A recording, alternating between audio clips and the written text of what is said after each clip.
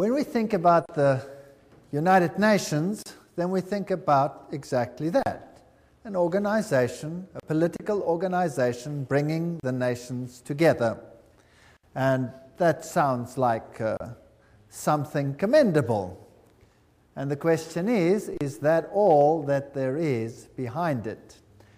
Do you remember that at the Tower of Babel, God separated the nations? Now, if you look at the headquarters of the United Nations in New York, this is really quite a fascinating building. It is large, and the name United Nations was coined by United States President Franklin D. Roosevelt and was used in the Declaration by United Nations of January 1942 during the Second World War, when representatives of 26 nations pledged their governments to continue fighting together against what they called the Axis powers. Interesting name, Axis powers. Today there's another axis that is being fought, and that is known as the axis of evil. Have you heard of that?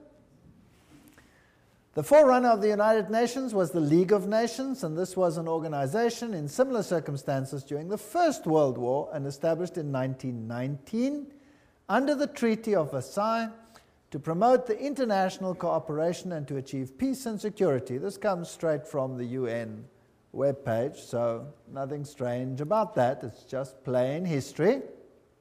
Some more from that.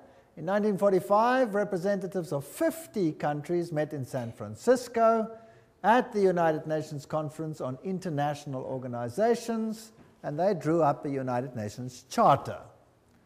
And those delegates deliberated on the basis of proposals worked out by representatives of China, Soviet Union, United Kingdom, United States at Dumbarton Oaks, United States in October 1944. It was signed on 26 June 1945. 50 countries. Poland was not represented and became one of the original 51 member states. So it officially came into existence on the 24th of October 1945, when the Charter was ratified by China, France, Soviet Union, United Kingdom, United States, and by a majority of the other signatories. And every 24th of October, they celebrate this founding of the United Nations. Now, let's have a look at this Charter of the United Nations. This is a very interesting piece of history. Well, Arthur Balfour, do you remember that name? We've used it before. Who was a member of Hort's Apostles? You remember Hort?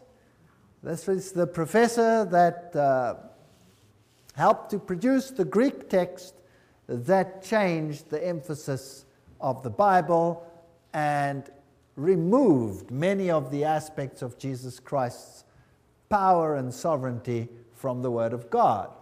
And the apostles were the secret society that functioned and at that time, and Hort was a member as well as Arthur Balfour. Hort called this group a Senior Apostles Club, as well as president of the Psychic Research Society, Society for Psychic Research, soon became Prime Minister of England, Arthur Balfour, and instrumental in the First League of Nations. So this Prime Minister was also, of course, active in the writing of the original Charter of the League of Nations, much of which formed the basis for the United Nations.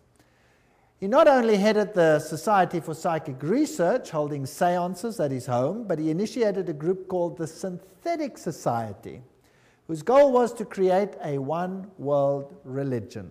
That's a very interesting point of history.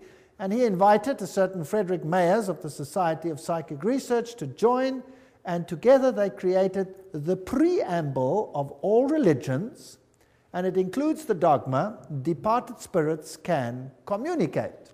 Obviously, if you belong to such a society, then that is part of the situation. So built in somewhere over there was the wish to bring all religions together.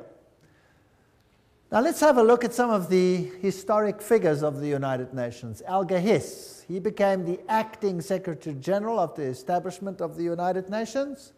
The April 16, 1945 issue of Time magazine called him one of the State Department's brighter young men. It was Hiss and Joseph E. Johnson who later became Secretary of the Bilderbergers. So here we have all the secret societies again, who wrote much of the United Nations Charter. So very high Freemasons, Bilderbergers, were responsible for this charter. Now we know what they believe. We've already had a lecture on that, and I would refer people back to that lecture. Patterning it after the Constitution of Russia and the Communist Manifesto. This is very interesting. So the Constitution of the USSR is almost identical to the Constitution of the United Nations, for those who did not know that. And there are all the references. Everything that I say is referenced. I'm just reading. So please, nobody get angry with me. Get angry if you want to with whoever set this thing up. I had nothing to do with it. Remember that I also pointed out in previous lectures who the responsible persons were for trying to bring all the nations together in a unitary government, and then behind the scenes another organizations to bring all the religions together. But this was not the primary or public domain. This was more the secret domain. Winston Churchill, he was the one who was also responsible, of course, after the war in setting up this whole organization. The creation of an authoritative world order is the ultimate aim towards which we must strive, and the United Nations formed part of that. Charles de Gaulle, who was also instrumental, nations must unite in a world government or perish. So the big figures involved had this philosophy. Then there is a man, I don't know how to pronounce his name, Trygve Lie. The first official UN Secretary General was a high-ranking member of Norway's Social Democratic Party, which was, by the way, an offshoot of the Third Communist International. And then came a man, Dag Hammarskjöld. And he was the second Secretary General. He was a Swedish socialist. He openly pushed communist policy. And then came U Thant, the third Secretary General, and he was a Marxist. So here you can see how the philosophy in the beginning was programmed. Now, I would like you to understand that this is not a method to go anti-capitalist, because the United States was a signatory of this charter. So why would the United States actually sign something that was so obviously contrary to their own philosophy?